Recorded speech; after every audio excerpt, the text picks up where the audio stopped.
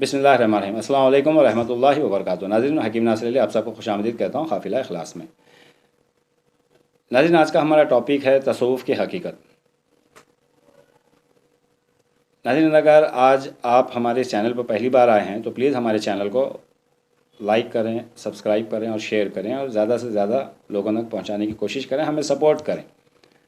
काफ़िला इखलास का बस इतना सा छोटा सा मकसद है कि आसान ज़बान में बिल्कुल आसानी से हर एक तक इल्म कैसे पहुँचे, जिससे वो अपनी क़ुव्वतों को जगाए और ख़िदमत ख़ल्क़ में इस्तेमाल करे। तो प्लीज़ हमारे इस वीडियो को लाइक करें और शेयर करें, हमारी बात को दूसरों तक पहुँचाने की कोशिश करें, हमें सपोर्ट करें। नाज़रीन, हमारा टॉपिक स्टार्ट करने से पहले थोड़ा हमारे मोहतरम अज़ीज़ दोस्तों का कुछ गिले और कुछ शिकवे हैं, जिसके ऊपर मैं थोड़ा क्लैरिफाई करना चाहता हूँ। मैं उसके ऊपर पहले बात करना चाहता हूँ, उसके बाद में हम अपना टॉपिक स्टार्ट करेंगे इंशाल्लाह। असल में गिला क्या है कि बहुत से लोगों ने मुझे पूछा है कि हज़रत आपने वादा किया था फ़लानी सीरीज़ में कि आप कुछ वजीफ़ा बताएंगे, लेकिन आपने वजीफ़ा नहीं बताया और उस सीरीज़ को बंद कर दिया, डिसकंटिन्यू कर दिया। देखिए, सबसे पहले तो मैं आपको एक बात बता दूं, मैंने अपनी बहुत सारी पहले की वीडियोस में ये बात को मैंने बताया है, शायद आपने सुना भी होगा। मैंने कहा है कि अभी जितने भी हमारी वीडियोस आ रही हैं 10 मिनट, 15 मिनट, 20 मिनट की जो भी हम वीडियो बना रहे हैं, ये एक्चुअली आकर के उस टॉपिक के ऊपर एक छोटी सी ब्रीफ है। बाद में इसी टॉपिक के ऊपर घंटों की बात होगी। अभी हमें थोड़ा स्पीड से आगे बढ़ना है, एक स्टेज पर हमको जाना है, इसीलिए ज़रूरत के हिसाब से हम लोग प्लेलिस्ट बना रहे हैं और टॉपिक्स को स्टार्ट कर रहे हैं, टॉपिक्स को छेड़ रहे हैं और उसमें ज़रूरत के हिसाब से हम बात कर रहे हैं। मैंने कोई भी प्लेलिस्ट ना तो डिसकंटिन्यू की है, ना तो कंप्लीट की है, ना तो उसको मैंने रोका है, ना तो बंद की है। सारी की सारी प्लेलिस्ट ऐसी हैं, वक्त के ज़रूरत के हिसाब से मैं उसमें वीडियो बनाकर डालता रहूँगा। इन सारे टॉपिक्स पर हम बात करते रहेंगे आगे भी। रही बात वजीफ़े की, ये मुझे पूछा गया था। असल में वो फैक्ट एंड हिस्ट्री जो हमारी सीरीज़ थी, पिछली सीरीज़ प्लेलिस्ट, उसके अंदर मैंने बताया था कि सीरीज़ के आखिर में मैं एक वजीफ़ा दूंगा। देखिए, उस वजीफ़े को देने के लिए मुझे एक दरबार पर जाना है, एक बुज़ुर्ग की ज़ियारत पर जाना है और वहाँ पर कुछ चीज़ें हैं आसपास में, मुझे उन सारी चीज़ों को आपको दिखाना है। तभी आपको उस वजीफ़े की कदर होगी और अहमियत होगी, क्योंकि मैंने कहा था कि सारे सिफली आलम पर अपना आरोप रखता है ये वजीफ़ा। सबके लिए, किसी भी किस्म की चौकी हो, जादू हो, टोना हो, सबके लिए एकदम ज़ोरदार काम करता है, ज़ोरदार असरदार वजीफ़ा है वो। तो वो मुझे याद है, मैं दूंगा, लेकिन उसके लिए मुझे उस दरबार के पास, उस दरगाह के पास जाना है। जा कर के मुझे वहाँ से वीडियो बता करके आपको बहुत सारी चीज़ें बता कर उसके बाद में मुझे वो वजीफ़ा देना है। अब देखिए, जब तक मैं वीडियो नहीं बनाता, वो ऐसा भी नहीं है कि मैं खामोश बैठ जाऊँ, हमें आगे तो बढ़ना है ना। जब मैं वहाँ जाऊँगा तो बाकायदा आकर के मैं वो पूरी वीडियो बनाऊँगा, उसके बाद में मैं वो वजीफ़ा भी आपको दूंगा। मुझे याद है, मैं इंशाल्लाह ज़रूर दूंगा। तो आप ये बात याद रख लें कि हमने कोई प्लेलिस्ट, ना तो हमने कंप्लीट किसी भी टॉपिक को कंप्लीट किया है, ना तो हमने किसी भी प्लेलिस्ट या सीरीज़ को डिसकंटिन्यू किया है। हम वक्त के हिसाब से आगे बढ़ रहे हैं, रुकना नहीं चाहता मैं, आगे बढ़ते रहना चाहता हूँ। तो चलिए हम अब चलते हैं अपने असल टॉपिक के ऊपर। देखिए, ये तसव्वुफ़ के ऊपर बात करने के लिए असल में मैं 2 महीने से परेशान हूँ। मैं समझ नहीं पा रहा था, मैं तय नहीं कर पा रहा था कि असल में मैं शुरू कहाँ से करूँ, कहाँ से बात करूँ, कहाँ से शुरू करूँ, मैं तय नहीं कर पा रहा था। तो किसी किताबों का मुताला कर रहा था, तो ऐसे अचानक मुझे कुछ शेर मेरी नज़रों के सामने पड़े। तो मैंने सोचा कि चलो इस शेर से ही मैं इसकी शुरुआत करता हूँ। देखिए, शेर अक्सर और पेशतर जो होते हैं वो सुनने वाले होते हैं। ये शेर जो है ये सुनने और देखने वाला भी है। मतलब ये शेर जब मैं कहूँगा तो आपको मुझे देखना भी पड़ेगा, तभी जा कर के ये शेर आपको समझ में आएगा। ये ऑडियो वीडियो टाइप का शेर है। असल में तसव्वुफ़ एक ऐसा टॉपिक है जिसे वो शायर कहता है एक दूसरी लाइन में कि समझ तो जाता हूँ लेकिन मुझसे समझाया नहीं जाता। ये समझने वाली चीज़ है। तसव्वुफ़ जो है ये समझने वाली चीज़ है, समझाने वाली चीज़ नहीं है।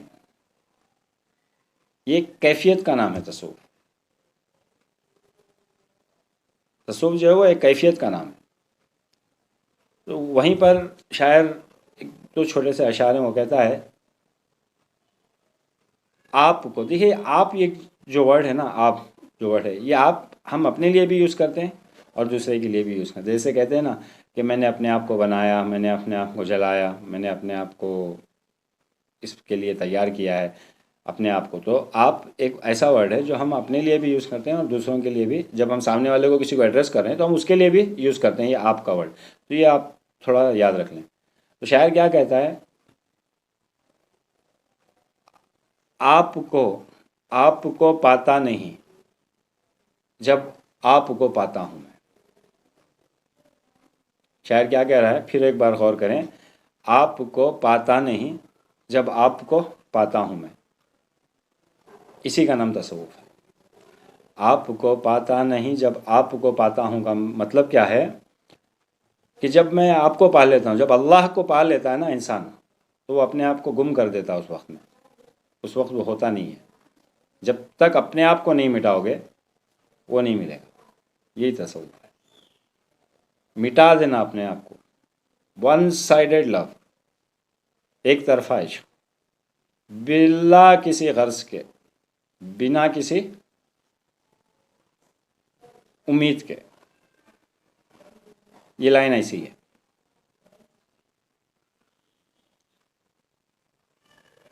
پہلے جو میں سمجھانے کی کوشش کر رہا ہوں ایک چھوٹی سی بریف ہے تصوف. تصوف کے اوپر ہم گھنٹوں گھنٹوں کی بات کریں گے تب بھی کم ہے. آگے آئیں گے تصوف کے اوپر لیکچر جو گھنٹوں گھنٹوں کے ہوں گے. بہت سارے واقعات بھی آئیں گے اس کے اندر اور بہت لمبے لمبے بھی واقعات ہوں گے. اور تصوف کے اوپر ہم بہت لمبی بات کریں گے آگے. یہ ایک شارٹ بریف ہے کیونکہ ہمیں آگے بڑھنا ہے ابھی. تو آگے جاتے رہیں گے انشاءاللہ. جیسے جیسے ٹاپکس ضرورت پڑے گی ہم دوسری ٹاپکس پہ بھی بات کرتے رہیں گے اور تصوف کے اوپر بھی بات کرتے رہیں گے. بہت ہے تصوف کے اوپر بات کرنے کے لیے. تو میں یہ پہلے جو صوفیہ کا ڈھنگ ہے میں وہ صوفیہ کا ڈھنگ سمجھا رہا ہوں. تو صوفیہ کے یہاں کیا ہے, یہ جو میں نے بتایا نا, آپ کو پاتا نہیں, آپ کو پاتا نہیں جب آپ کو پاتا ہوں میں. یعنی جب اللہ کو پا لیتا ہے نا تب انسان ختم ہو گیا. اس کا مطلب یہ نہیں ہے آپ کسی سوسائڈ کر لو, پھانسی لگا لو, ایسا نہیں ہے. یا پھر سب کچھ چھوڑ کر جنگل میں چلا جائے, ایسا نہیں ہے. دنیا میں رہ کر دنیا کے ساتھ میں اپنی خواہشوں کو مار دینا, اپنے نفس کو مار دینا, یہی اصل میں گناہ کرواتا ہے. گناہ سے بچ جانا, اس کا مطلب اپنے نفس کو مار دینا. زن پرستی, زر پرستی اور نفس پرستی جو ہے یہ صوفیہ کے نزدیک آ کے بت پرستی, تقریباً بت پرستی ہی ہے. صوفیہ کے نزدیک تو ایسا معاملہ ہے کہ اگر آپ کسی اور سے ڈر بھی جائیں نا, جیسے آپ اکثر اور پیشتر ہمارے الفاظ سے, ہمارے منہ سے الفاظ نکل جاتے ہیں, ارے یار میں ڈر گیا تھا. اللہ کے علاوہ, اللہ کے سوائے اگر جب کسی سے ڈر بھی جاتے ہیں نا, یہ بھی کفر میں چلا جاتا ہے. تو صوفیہ کیا یہاں کیا کہتے ہیں, تصوف جو ہے یہ حال ہے, خال نہیں ہے. یہ ایسا نہیں ہے کہ کسی کو کچھ نوٹس لکھ کر دے دیے, 2-2.5 مہینے کا کورس کرا دیا اور کہا کہ تصوف کا میں نے کورس کر لیا اور سرٹیفکیٹ لے لیا. یہ ایسا نہیں ہے. یہ ایک کیفیت ہے جو اندر سے پیدا ہوتی ہے. اس کیفیت کو پیدا کیا جاتا ہے. جتنے بھی لوگ میری یہ ویڈیو دیکھ رہے ہیں, زندگی میں کبھی نہ کبھار تو ان کو کسی سے نہ کسی سے محبت ہوئی ہوگی, پیار ہوا ہی ہوگا, عشق ہوا ہی ہوگا. کیا آپ ڈیفائن کر سکتے ہیں, کیا آپ بتا سکتے ہیں آپ کو عشق کیسے ہوا, کیوں ہوا, کیا ریزن تھی, عشق کیسے ہوا؟ میں ڈیپ بات کر رہا ہوں. میں یہ نہیں کہہ رہا ہوں کہ مجھے, مثال کے طور پر معاف کر دینا, مجھے بہت سمجھانے کے لیے میں اسی ٹائپ کی مثال دے سکتا ہوں. ایک خوبصورت لڑکی دیکھی مجھے, اس کی خوبصورتی کو دیکھ کر کے مجھے عشق ہو گیا. یہ جو عشق ہوا نا, جو اندر آپ کے جو ہوا نا, جو چینجز آئے نا, اس میں یہ کہہ رہا ہوں کہ اس کو کیا آپ ڈیفائن کر سکتے ہیں, یہ عشق کیسے پیدا ہو گیا؟ میں اس کیفیت کی بات کر رہا ہوں. وہ کیفیت کا نام تصوف ہے. اپنے آپ کو جو اندر کی جو کیفیت جو چینج ہوتی ہے نا, اس کا نام تصوف ہے. یہ کسی ٹیوشن دے کر کے یا کورس کروا کر کے یا 2-2.5 مہینے کا کچھ نوٹس دے کر کے سکھا نہیں سکتے ہیں. اس کے لیے اس کے اوپر چلنا پڑتا ہے. انڈیا میں ایک کوی گزرے ہیں, بہت مشہور کوی ہیں, کبیر داس. ان کی ایک کویتا ہے, اس کو تھوڑا غور سے سنیں. یہ باپ بیٹوں نے دونوں نے, بیٹے نے کمپلیٹ کیا ہے اس کو. ایک حساب سے باپ کا سوال ہے کبیر داس جی کا اور بیٹے نے اس کا جواب دیا ہے، کمال داسی ان کے بیٹے تھے جو باپ سے بھی ایک ہاتھ آگے تھے.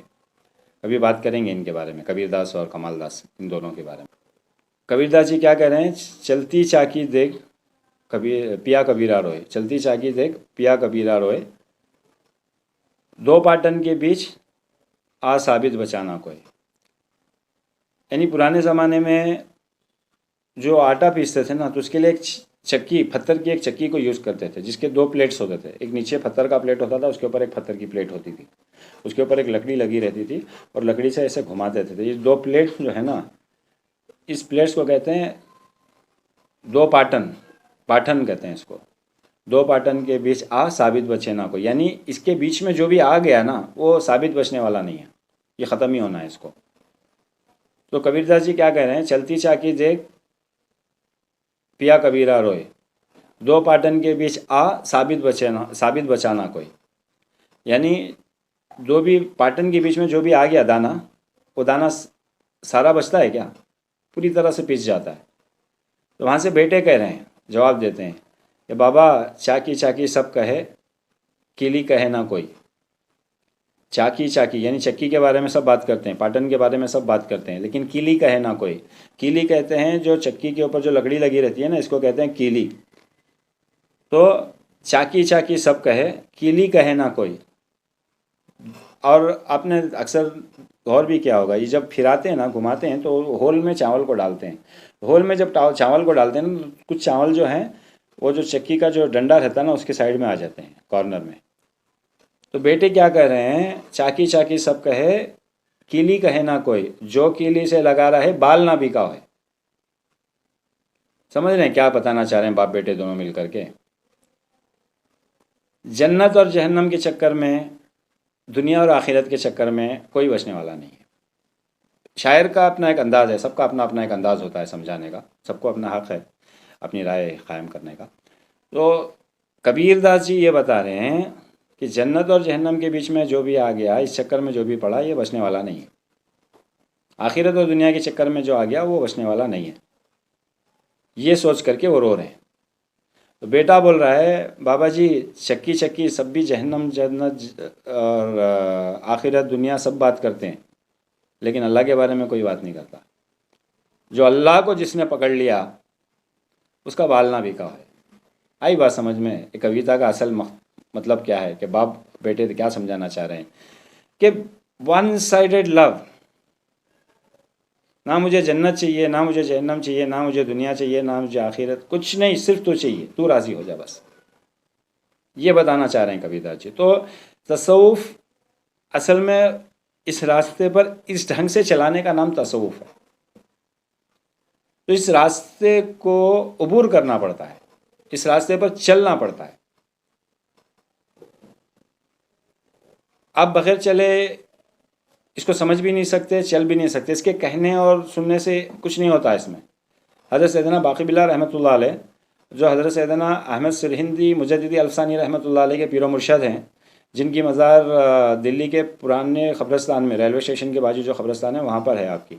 اکثر و بیشتر نقشبندیہ سلسلے کے جو پرانے اور جو بزرگ ہوتے ہیں نا، کامل، ان کی قبریں ایک دم گمنام ہوتی ہیں، ایک دم گمنام اور چھپے ہوئے رہنا چاہتے ہیں، ایک دم معمولی ہستی کے جیسے. آپ احمد سرہندی مجددی الفسانی قدس اللہ سرہ العزیز کے پیر و مرشد ہیں، حضرت سیدنا باقی باللہ رحمۃ اللہ علیہ.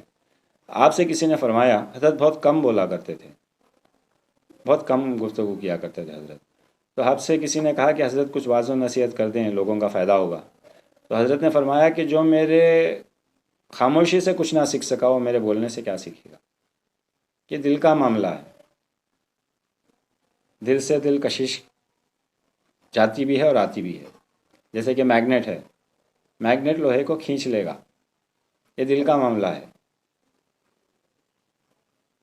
یہ صحبت، توجہ، شیخ کا معاملہ ہے. اس کو چلنا پڑتا ہے، دل کو بنانا پڑتا ہے، نیتوں کو بنانا پڑتا ہے، خیال کو، سوچ کو بدلنا پڑتا ہے. جیسے پچھلی ویڈیو میں نے بتایا تھا کہ آپ جیسے سوچیں گے ویسا ہو جائے گا.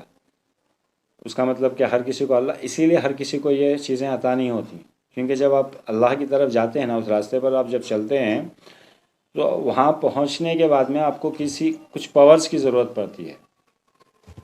جیسے آپ نے دیکھا ہوگا ایسٹروناٹس جو مون میں جاتے ہیں نا، چاند پہ جو جاتے ہیں، ان کو کئی مہینے کی اسپیس میں جو جاتے ہیں، سیٹلائٹس میں جو جاتے ہیں، تو ان کو کئی مہینے کی دنیا میں پہلے زمین پر ان کو ٹریننگ دی جاتی ہے، کیونکہ وہاں کا کھانا الگ ہوتا ہے، وہاں کا پینا الگ ہوتا ہے، وہاں کا سسٹم الگ ہوتا ہے، وہاں الگ طرح کی لائف ہوتی ہے۔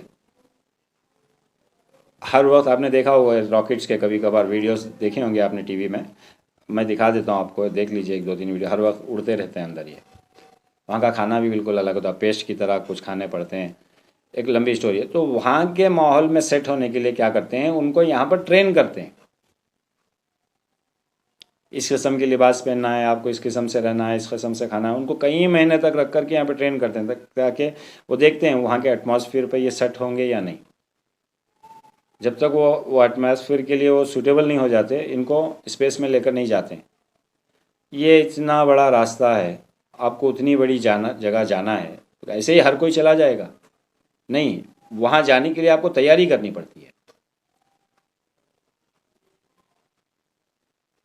کیفیت ایسی میں مثال دے رہا ہوں، اللہ مجھے معاف کرے، ایک مثال دینے جا رہا ہوں میں۔ کیفیت ایسی ہو جانی چاہیے، جیسے دیکھیے حضرت سیدنا ابراہیم خلیل اللہ علیہ السلام کو جب آگ میں ڈالنے کی تیاری ہو رہی تھی، تو جبرائیل علیہ السلام سیدھا فوراً حضرت سیدنا ابراہیم علیہ السلام کے پاس آ گئے اور پوچھا کہ حضرت بتائیں، حکم دیں، میں کیا کر سکتا ہوں۔ حضرت نے صرف ایک جواب دیا تھا کہ اللہ کو، میرے دوست کو میرا حال پتہ ہے؟ انہوں نے کہا ہاں، میرے لیے اتنا کافی ہے۔ کیوں کہا انہوں نے اسے؟ بہت ساری وجوہات ہیں، اللہ عالم، اللہ بہتر جانتا ہے، میری غلطی بھی ہے، مجھے معاف کر دے اللہ۔ کیونکہ وہ جانتے ہیں میرے لیے کیا بہتر ہے، وہ جانتا ہے، میں نہیں جانتا۔ اب سمجھ رہے ہیں میں کیا کہنا چاہ رہا ہوں؟ ہم ایک انسان ہیں، ہماری ایک لمٹ ہے، کس وقت میں ہمیں کیا چاہیے ہم نہیں جان سکتے، لیکن وہ جانتا ہے، اسے پتہ ہے ہمارے لیے کیا بہتر ہے، کیا بہتر نہیں ہے۔ اگر ابراہیم علیہ السلام اگر سوچتے تو کیا، غدنی سی بات ہے، اللہ معاف کرے مجھے، وہ کیا سوچ سکتے تھے؟ آگ بجھ جائے، یا مجھے آگ میں ڈالا نہ جائے، یا آگ پانی میں کنورٹ ہو جائے؟ ہماری سوچ ایسی ہو سکتی تھی نا۔ باہر کے لوگوں کے لیے آگ جل رہی ہے، لیکن حضرت سیدنا ابراہیم علیہ السلام اس آگ کے اندر ہیں، ان کی جو سراؤنڈنگ کی آگ ہے وہ بردن سلامن ہو گئی، اتنی ٹھنڈی ہو گئی، اتنی بھی ٹھنڈی نہیں ہوئی کہ جس سے نقصان پہنچے، اتنی ٹھنڈی ہوئی جس سے آپ کو سلامتی پہنچے۔ یہ ہم نہیں سوچ سکتے، اللہ سوچ سکتا ہے اس بات کو۔ تو جب تک کمپلیٹ سرنڈر نہیں ہوتے ہم، یہ کیفیتیں پیدا نہیں ہوتی۔ کمپلیٹ سرنڈرنگ، فار ایگزامپل ابھی ایک بچہ ہے چھوٹا سا، اور وہ ایک سائیکل کی ضد کر رہا ہے، جونیئر سائز ہے اس کا، لیکن یہ سینئر سائیکل کے لیے ضد کر رہا ہے۔ باپ کیا اس کو دلا دے گا؟ نہیں دلائے گا، کیونکہ سائیکل بھی جائے گی، بیٹا بھی جائے گا۔ بہترین طریقہ کیا ہے بیٹے کا؟ ابا مجھے سائیکل چاہیے، میری خواہش ہے، پھر بھی آپ جو بہتر سمجھتے ہیں وہ دیں مجھے، آپ جو بیٹر سمجھتے ہیں، what ever you think better, آپ جو بہتر سمجھتے ہیں وہ میرے لیے دیجیے۔ یہ صحیح طریقہ ہوتا ہے۔ جب تک ہمارے اندر یہ کیفیت نہیں پیدا ہوتی، یہ سارے حال نہیں کھلتے ہیں۔ اس کیفیت کو بنانے کے لیے جو چلایا جاتا ہے اس راستے کو، اس کو کہتے ہیں تصوف۔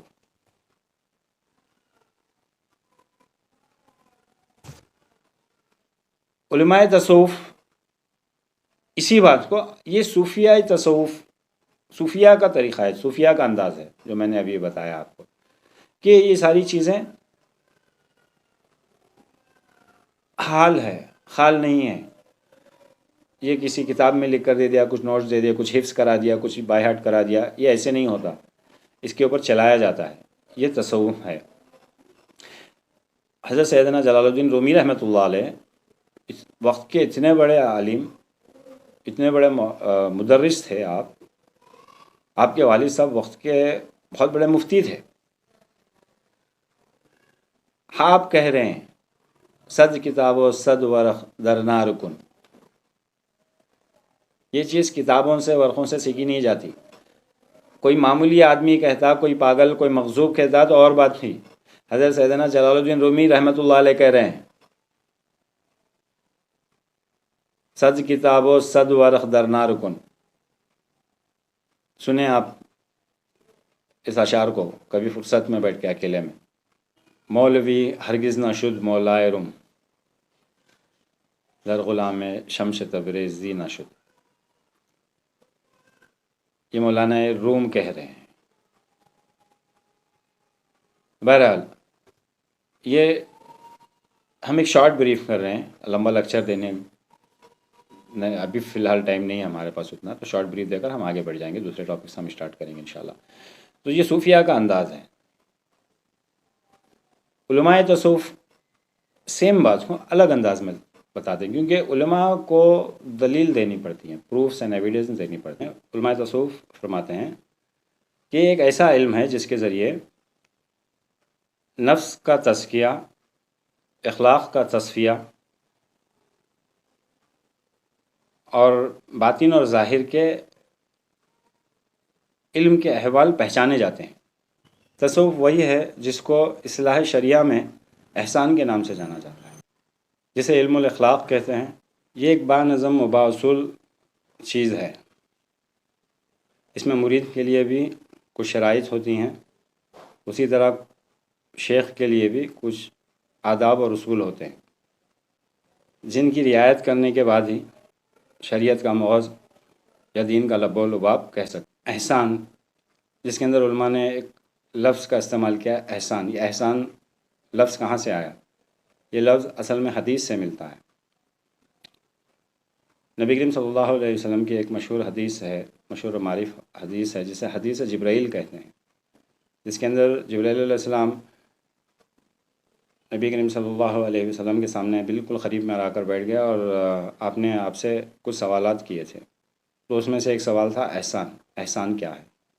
نبی کریم صلی اللہ علیہ وسلم نے فرمایا تھا، ایک حدیث پاک کا مفہوم ہے، نبی کریم صلی اللہ علیہ وسلم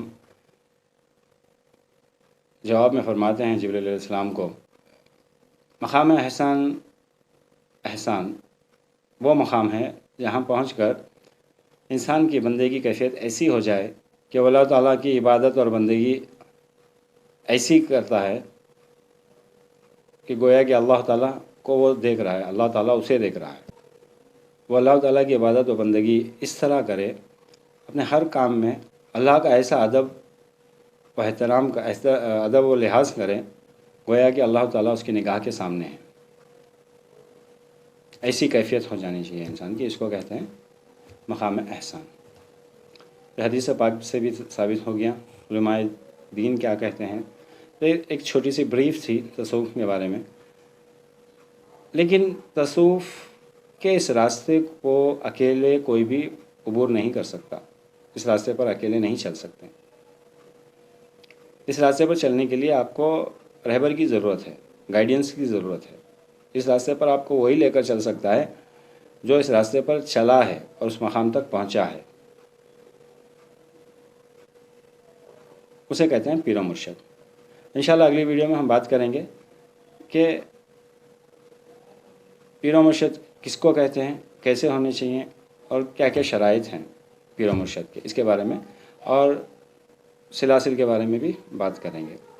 بیت کی سیریز میں بیت، پیر و مرشد اور سلاسل کے بارے میں ہو سکا تو تینوں ایک ہی ٹاپک میں، ایک ہی ویڈیو میں کور کرنے کی کوشش کریں گے، یعنی تو پھر الگ الگ سے ویڈیوز بنا دیں گے اس کے بارے میں. تو اجازت دیں، انشاءاللہ پھر ملتے ہیں اگلی ویڈیو میں. السلام علیکم ورحمۃ اللہ وبرکاتہ.